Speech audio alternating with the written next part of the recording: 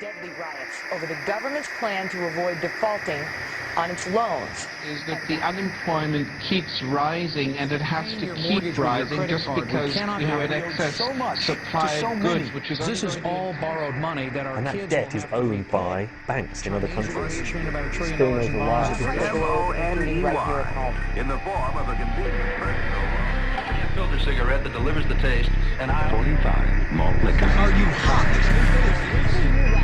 planning to bomb Iran. Usually terror attacks in Iran. And there's Armstrong.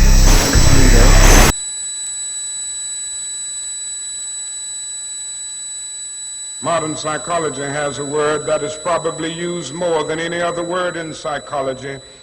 It is the word maladjusted. Maladjusted. I would like to say to you today that there are some things in our society and some things in our world for which I'm proud to be maladjusted. And I call upon all men of goodwill to be maladjusted to these things until the good society is realized. You know, economists are in fact not economists at all. They're propagandists of money value. This system is more wasteful than all the other existing systems in the history of the planet. So you're really dealing with not an economic system, but I would go so far as to say an anti-economic system. The problem we have is essentially the financial money sequence system. It's a system disorder, and the system disorder seems to be fatal. There is no profit under the current paradigm in saving lives, putting balance on this planet, having justice and peace or anything else. Disease supports medicine. It supports doctors and hospitals. But if you really were able to eliminate most diseases, you would eliminate professions as well. You have to create problems to create profit. Crime does create business. We have now roughly 2 million people incarcerated in this country. Many of them are in prisons run by private corporations who trade their stock on Wall Street based upon how many people are in jail.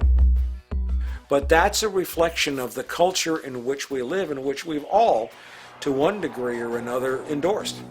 I think the biggest barrier would be the values that people are taught to uphold that system. At the social level of life organization, it isn't a genetic program or a genetic defect. It's a value system disorder.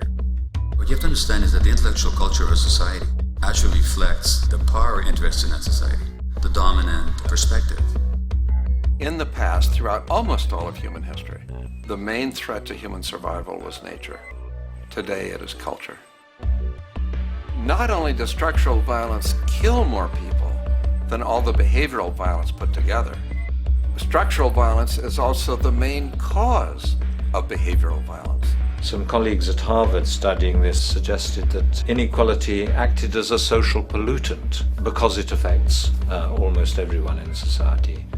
The immune system cannot recognize the invasive cancer, and it takes over the whole body until the body collapses. And we're in that spasming, collapsing form now. So the system has to be corrected, not print more money and give it to banks. That doesn't deal with the problem.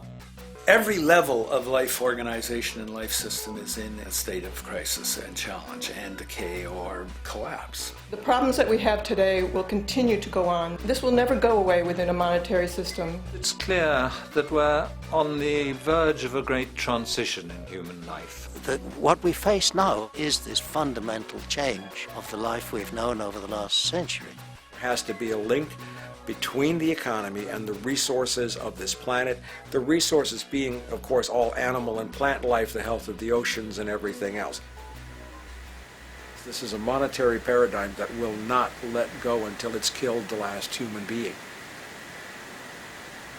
The in-group will do all it can to stay in power. And that's what you got to keep in mind.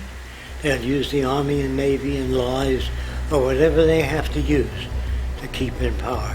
They're not about to give it up because they don't know of any other system that will perpetuate their kind.